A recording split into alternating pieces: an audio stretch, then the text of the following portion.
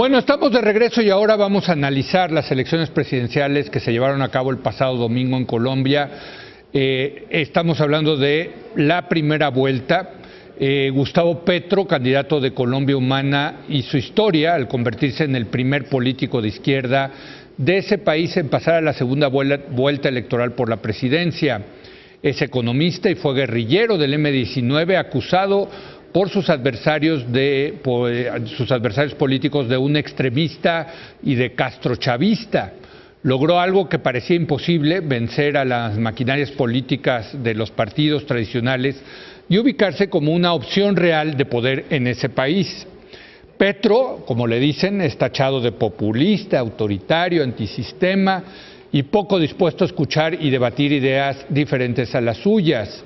El domingo este candidato obtuvo el 25% de la votación, lo que lo ubicó en el segundo lugar a 14 puntos de distancia del candidato del derechista Partido Centro Democrático, Iván Duque. Petro y Duque se presentarán el 17 de junio a una nueva elección.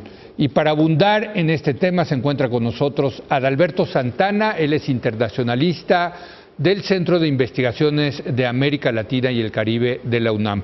Adalberto, ¿cómo estás? Muy buenas noches. Gracias por invitarme, Leo. Gracias. ¿Cómo viste la primera vuelta en Colombia? Bueno, es muy interesante esta primera vuelta porque hubo 7 candidatos, incluso hubo una opción que era el voto en blanco para aquellos que no quisieran inclinarse por ninguna votación. Pero sin embargo, bueno, fue una votación, dijéramos, relativamente cerrada. Las encuestas no resultaron exactamente como eran, aunque le daban probabilidades mayores al candidato que quedó en primer lugar, Iván Duque.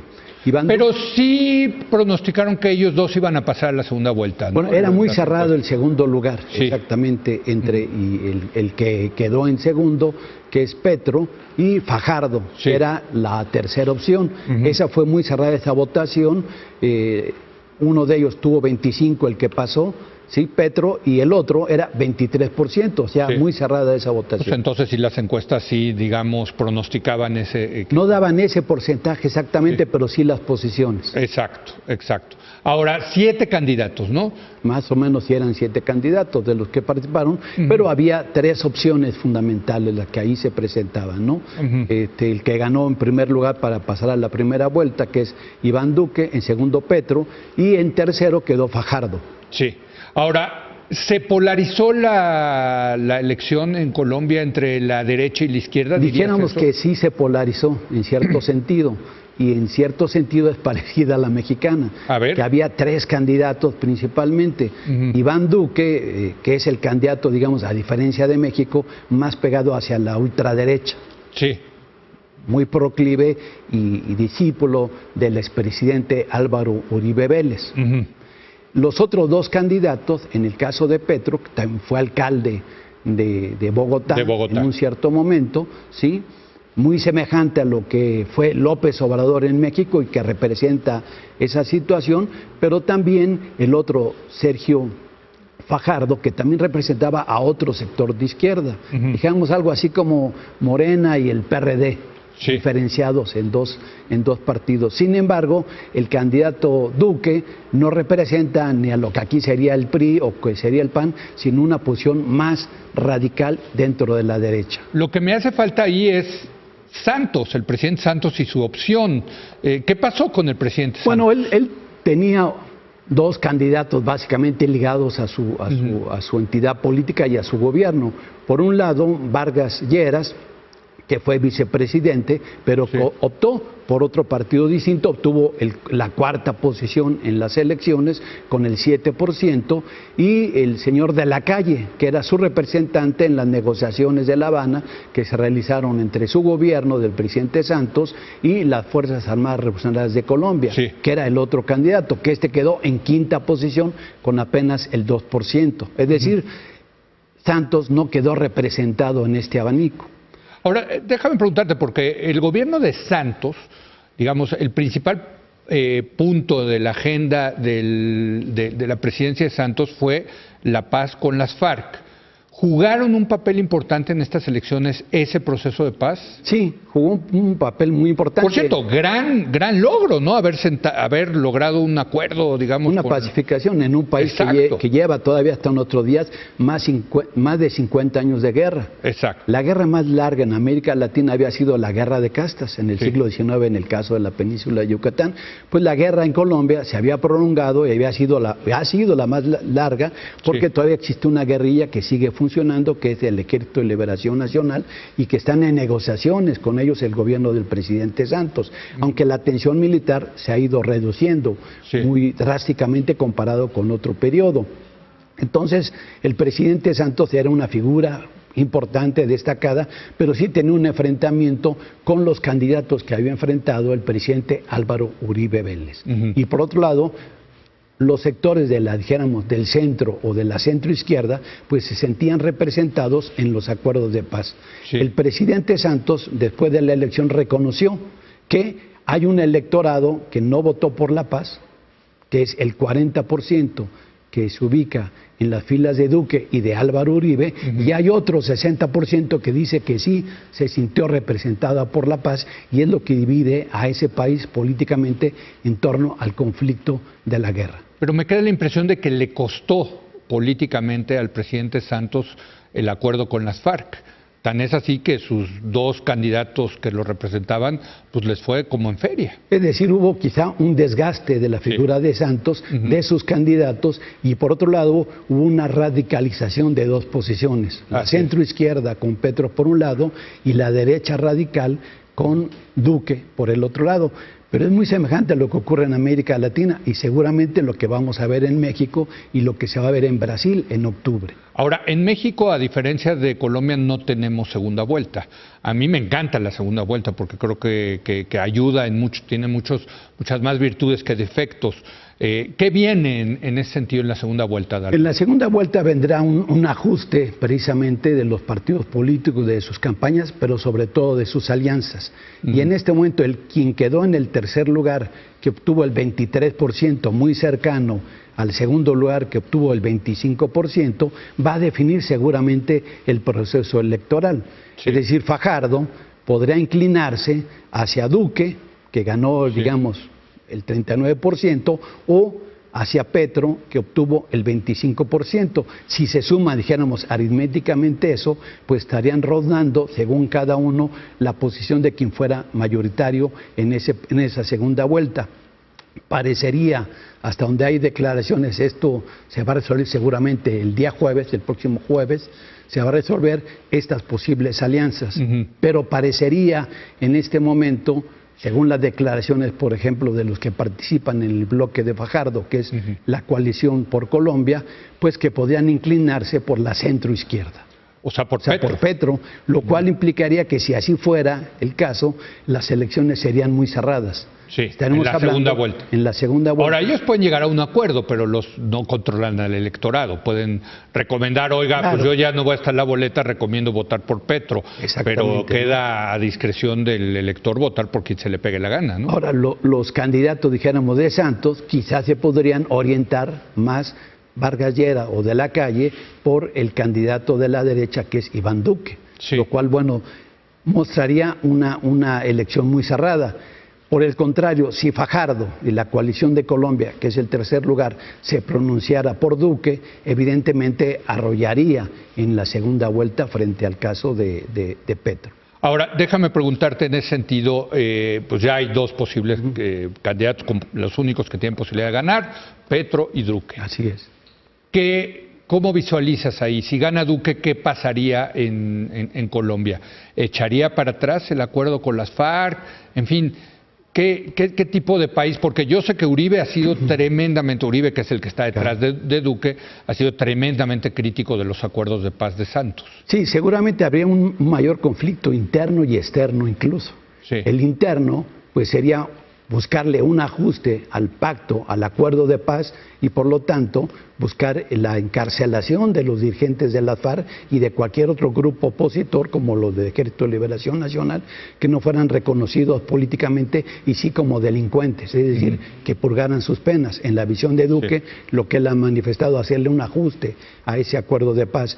Y en lo internacional, pues vendrían mayores confrontaciones con Venezuela, es decir, con el gobierno del presidente Maduro y sobre todo lo que sucede en la frontera entre Colombia y Venezuela. Que es un desastre porque en la medida en que se ha deteriorado la situación económica de Venezuela, pues muchos venezolanos han querido irse vía Colombia, ¿no? Y no tan solo es eso, sino que hay cerca de más de 4 millones de colombianos viviendo en Venezuela. Entonces, el tema de las relaciones bilaterales para esos dos países pues es medular, porque históricamente han sido un país, hoy divididos desde la época de la independencia. Ahora, si gana Petro, ¿qué visualizas?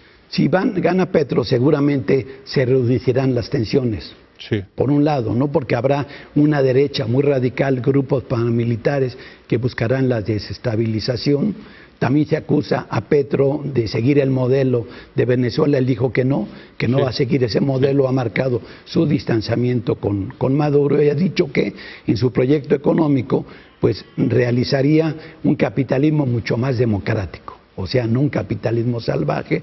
Claro que se buscaría un fortalecimiento del Estado, mientras que Duque sería una mayor privatización de las acciones donde participa el Estado. En gran parte ese es el debate que hoy en todos los países latinoamericanos se está presentando. Pero aquí se combina con el tema de la paz, que no, o sea, más allá del modelo económico, pero si vemos lo que está subyacente también es... En el caso de México también es muy semejante, porque hay un conflicto que se declaró una guerra en 2006 contra el narcotráfico. El número de muertos de Colombia se calcula en 260,000 en más de 50 años de guerra. Y en México más o menos es semejante, pero en 12 años. En 12 años. Tenemos un conflicto militar también. Que genera violencia, y en Colombia también. Entonces ahí hay ciertas afinidades entre esos dos. De hecho, te quería preguntar, para México, ¿esto qué podría significar, Adalberto?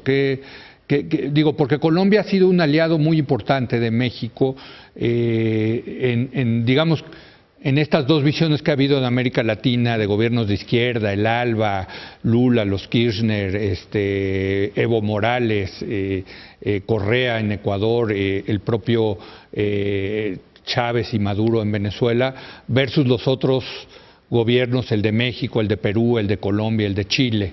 ¿Habría un realineamiento? Yo creo que habrá un reajuste, gane uno o gane el otro, habrá un reajuste. ¿Cuáles han sido en este año las elecciones que han pasado o que han antecedido a la de Colombia, México y Brasil?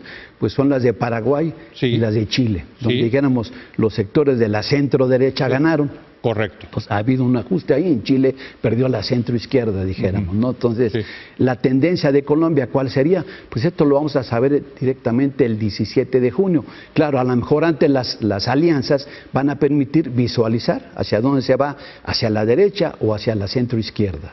Y esto evidentemente va a repercutir en la situación mexicana. ¿Seguirá ese mismo modelo o se modificará? Ahora, ¿qué te dicen las elecciones colombianas en el contexto mexicano? O sea, deberíamos tener una segunda vuelta, no la tenemos en México. Digamos, trata de hacer una comparación del proceso electoral colombiano con el mexicano. Yo creo que es muy interesante, yo creo que es un modelo que en gran parte de los países latinoamericanos se está realizando, pasar a una segunda vuelta, porque esto afina precisamente los distintos componentes políticos y sociales de una nación, donde los proyectos se ponen en pugna, pero también donde se pueden ajustar esos proyectos y permiten una mayor homogeneización de los participantes y un proyecto común para la mayoría de la población. Eso es lo importante de la segunda vuelta. La segunda vuelta a mí me parece fundamental en ese sentido, y creo que todos estos países que mencionábamos, todos tienen segunda vuelta, salvo México. Es una barbaridad. Sí, casi que nomás Honduras y México creo que son de los pocos que no tienen, donde precisamente son con mayor dureza los procesos electorales y muchas veces más cuestionados. Ahora, déjame regresar al tema de Colombia, porque Petro pues fue un guerrillero, pero del M-19, un grupo que se integró pues ahí, haber sido los 80s. Los años 70, 80s, que venían de las filas liberales. Exactamente, ¿no? Pero aquí el tema es las FARC. ¿Qué está pasando con las FARC, Adalberto? Bueno, las FARC tenían ¿Están ya desmovilizadas? ¿Están ya integrándose al proceso político? En fin, ¿cómo va el tema de la paz? Que finalmente pues, el presidente Santos le apostó muchísimo a ese tema. Las FARC tenían una expresión política la más importante, es la organización que ha durado más en guerra en toda América Latina, y esto le dio un espacio político determinado. El presidente Santos reconoció ese espacio, reconoció que era una guerrilla, una fuerza armada, que representaba un sector social de la población en Colombia, un país que nunca ha tenido la reforma agraria y que hay una serie de contradicciones particularmente en el campo. Entonces se reconoció que tenían que estar representados, se le han dado 10 representantes en el legislativo para que forme parte directamente de ese proceso. Sin embargo, hay sectores de las FARC todavía que no aceptaron esa negociación y que están en la rebeldía. Particularmente el grupo más creciente está en la frontera entre Colombia y el Ecuador, donde han generado ciertos actos de violencia, pero ya al margen de las Fuerzas Armadas. ¿Disminuidos? Disminuidos. Se calcula que sus efectivos serán entre 450 a 500 de sus efectivos y que han generado conflictos tanto en la frontera al interior del Ecuador como con Colombia también. Ahora, entiendo que también hay otro grupo, el ELN, el Ejército de Liberación Nacional, que también no se ha pacificado, o sea que no se ha llegado a acuerdo. Está en un proceso de negociación, que llevaron a cabo negociaciones en el Ecuador durante el presidente Correa y también durante el gobierno del actual presidente Moreno, y hoy han pasado a negociarse precisamente estas pláticas en La Habana, siguiendo el modelo que se siguió con las FARC. Seguramente yo creo que antes de que acabe el gobierno del presidente Santos podrá resolverse un nuevo acuerdo de negociación, pero va a depender, yo creo que en buena medida, del resultado de las elecciones del 17 de junio. Ahora fíjate cómo se va a ir el presidente Santos, se va a ir con su premio Nobel de la Paz, se va a ir como un presidente que logró pacificar, por lo menos bajarle las tensiones con las FARC, pero con un presidente o que va a ser de la centro derecha, que apoyado por su archirrival Uribe, o de la centro izquierda, ¿no? Es paradójico eso, ¿no? ¿No te parece? Eso pasó un poco en la historia de Venezuela. Hay presidentes que han tenido esta figura semejante. El presidente Samper, por ejemplo, que llegó a ser en Colombia. Es que dijiste Venezuela. Sí, no, perdón, en Colombia llegó a ser presidente de la UNASUR, que tenía su sede en Quito, y que fue un presidente liberal y que buscó la conciliación de distintos sectores políticos colombianos. Yo creo que Santos está por esta figura. De hecho, el lograr el premio Nobel de la Paz lo consolidó como un proyecto, y seguramente su futuro político va a ser un mediador en América Latina frente a los conflictos. Ah, mira, interesante. Se me ocurre que pero por ahí dentro de Colombia, pues va a ser una figura sin mucha fuerza política. Un poco desgastada, ¿no? Y particularmente con su conflicto con el presidente Uribe, que también ha sido muy cuestionado por sus nexos con el narcotráfico. Bueno, y ya no hablamos de las autodefensas, que ese es otro tema enorme, que por cierto cada vez tiene más ecos aquí en México, ¿no? Así es, por eso hay la semejanza entre Colombia y México, que tienen muchos elementos en común. Así es. Te agradezco muchísimo, Adalberto, por haber venido. Gracias. Interesante. El próximo 17 de junio, si no me equivoco, es la segunda vuelta, ¿no? Gracias por haber venido. Gracias a usted por habernos acompañado. Yo lo espero mañana en punto a las 10 de la noche, cuando otra vez sea la hora de opinar. Aquí nos vemos.